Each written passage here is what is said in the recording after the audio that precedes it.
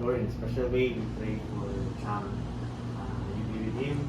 Pray that may your healing hands touch him.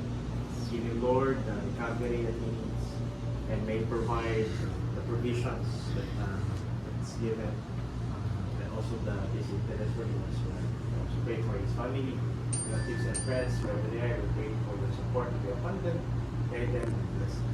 We also invite your presence to be upon this place, to the angels, and the Holy Spirit as well. Thank you, Lord God, for hearing our prayers. This we ask in Jesus' name.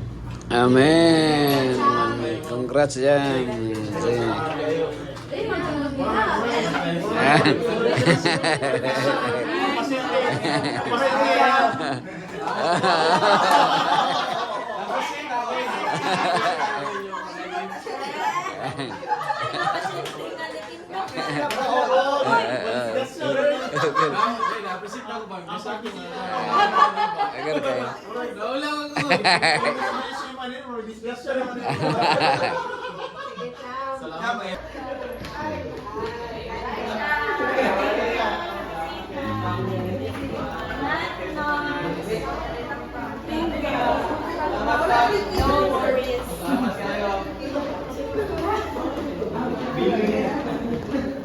Rin. Congrats rin.